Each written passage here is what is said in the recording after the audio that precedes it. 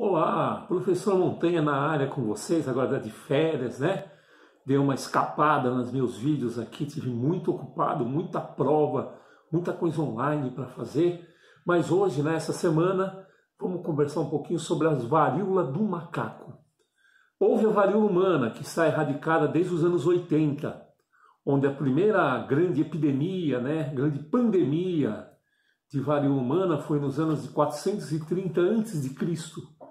e matou 100 milhões de pessoas, o que era mais ou menos um terço da população de seres humanos na face da Terra.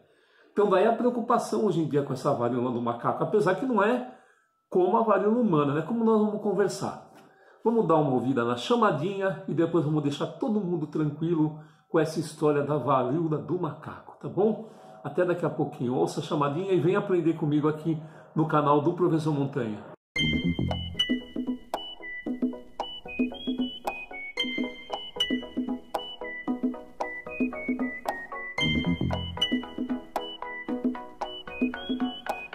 Olá, professor Montanha aqui com vocês. Desculpe um pouco a demora, né? Meio ocupado, andei doente do rim, mas está tudo bem agora. Pois bem, dada essa introduçãozinha, vamos falar um pouquinho então dessa varíola dos macacos. Ontem mesmo, né? Hoje é dia 7 de julho, ontem eu vi na televisão 120 casos já no Brasil. A maioria dos casos está lá no continente europeu, principalmente na Espanha, principalmente na França. Lá tem a maioria dos casos. Fora do continente africano. Aliás, no continente africano, essa doença é endêmica já há muito tempo. A Organização Mundial de Saúde ela está pensando em decretar um estado de surto epidemiológico. E dá uma olhadinha na minha aula de epidemiologia, que tem aí no canal, né? Você vai saber a diferença de surto, endemia, pandemia, epidemia. Dá uma olhadinha o que é um surto epidemiológico. A chance de virar uma pandemia, no caso da varíola do macaco, é muito pequena, porque o tempo que uma pessoa tem que estar em contato com a outra para que essa doença se transmita tem que ser muito alto.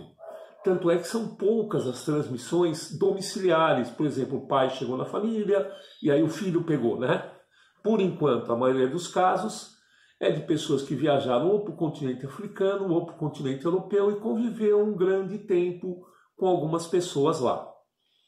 Como eu falei para vocês na introdução, em 430 a.C.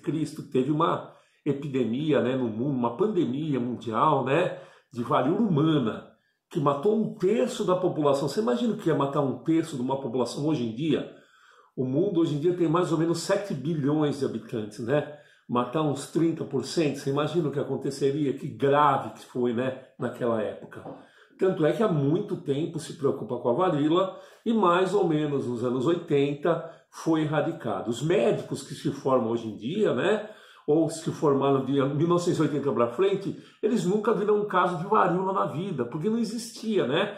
Lá pelos anos 60, 70, ainda existia varíola no Brasil e a mortalidade era de 30%, ou seja, 30% de quem pegava a varíola acabava morrendo. Muito bem. O vírus da varíola dos macacos, o chamado monkeypox, né, que é o nome mais científico do negócio, né, em vez de varíola dos macacos, é um nome errado, né? Que na verdade esse vírus dessa varíola, ela está em roedores, ratos, alguns castores, né, macaquinhos, né? Não é que o macaco transmitiu para o ser humano, o macaco pegou do rato, pegou do outro bicho, né? E o ser humano, por manipular a carne, às vezes, do macaco, né? Por um contato mais próximo com esse macaco, uma mordedura, um arranhão, né? Passou para o ser humano, tá?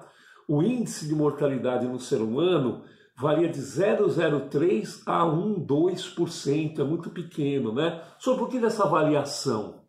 É porque tem duas espécies que foram já detectadas, né? Os genomas foram detectados, tem uma que é mais na Ásia, mais no sul ali da África do Sul, no finalzinho do continente da África, que era um pouco mais leve, 0,01%. Já no meio e no norte da África, você tem uma variabilidade do vírus do macaco, né, do monkeypox, que chega até 3%. E no continente africano essa doença vem, né, já faz bastante tempo. Então a transmissão animal-homem seria por mordedura e arranhadura. E a transmissão homem-homem seria fluidos, inclusive até sêmen pode ter essa transmissão do vírus da varíola do macaco para o ser humano. Muito bem, então eu falei que ela tem baixa letalidade, que na verdade não chama varíola dos macacos, deveria ser de outro nome, né? Baixa chance de virar pandemia, 2 variedades genéticas. Em 1970, o primeiro caso de varíola dos macacos lá no continente africano surgiu no ser humano, que é uma doença relativamente recente, né? 1970 nos seres humanos. Em 2003, lá nos Estados Unidos, levaram os macaquinhos para lá, uns bichinhos da África, para um zoológico, e 47 funcionários desse zoológico acabaram ficando doentes, né, com essa varíola dos macacos, por alguma mordedura, alguma arranhadura, e depois transmitiram entre eles, ou seja, casos importados. E como é que é a clínica? Muito bem. 1 ou 2 dias depois do contato com o vírus, você tem uma febre baixa, você tem calafrio, cefaleia, mal-estar, sintomas semelhantes a uma gripe.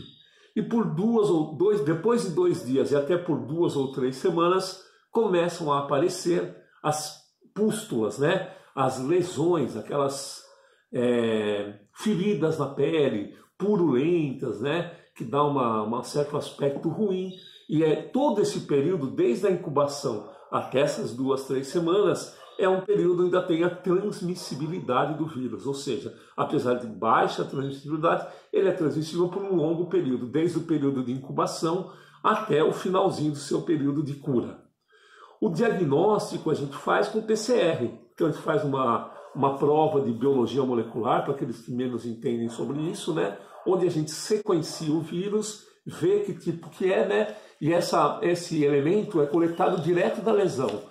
Então lá na pústula você colhe um pouquinho do pus, faz uma cultura, separa lá o material, faz um teste de laboratório chamado PCR e você acaba descobrindo a presença deste vírus, que é do tipo DNA também, viu? É um vírus que é mais facilmente tratável.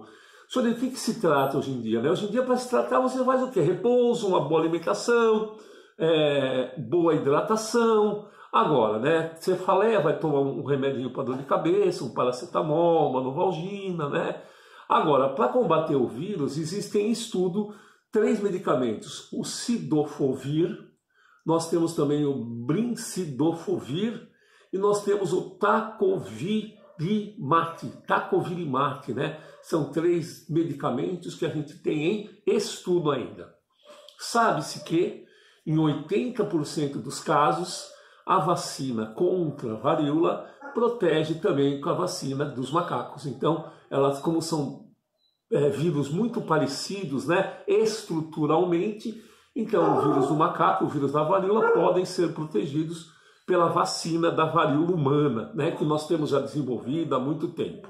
Como eu falei, né, na França e na Espanha, a maioria dos casos lá na Europa, a epidemiologia, o contato de pessoa até pessoa. No continente africano acontece isso a maioria dos casos. A homossexualidade parece ter um pequeno fator envolvido, né, pelos casos novos que estão surgindo, né? E no Brasil já detectaram casos domiciliares, ou seja, o cara chegou em casa, passou para a família essa varíola dos macacos. Não se preocupem, não deve ser nada grave, mais ou menos aí em 2, 3 meses isso se resolve e ninguém vai ter que passar pelo que a gente passou no coronavírus nessa história de varíola dos macacos. Espero que vocês tenham gostado desse nosso esclarecimento. Ative o sininho, como eu odeio essa parte. Ative o sininho para que você saiba dos meus novos vídeos. Agora regularmente eu vou voltar a colocar vídeos da área de saúde para vocês, no meu, no seu, no nosso canal de saúde. E eu agradeço muito a todos vocês, né, que assistem nos meus vídeos, continuem assistindo, né? Dá aí uma credibilidade para o professor Montanha. Estou de férias, vou gravar vários vídeos agora, deixar tudo bonitinho para vocês no semestre todo aí. Um grande abraço para todos e obrigado por todo o carinho. Até o próximo vídeo da gente, todas as quintas, às 5 da tarde, estará liberado para vocês, agora regularmente mesmo. Até o próximo momento.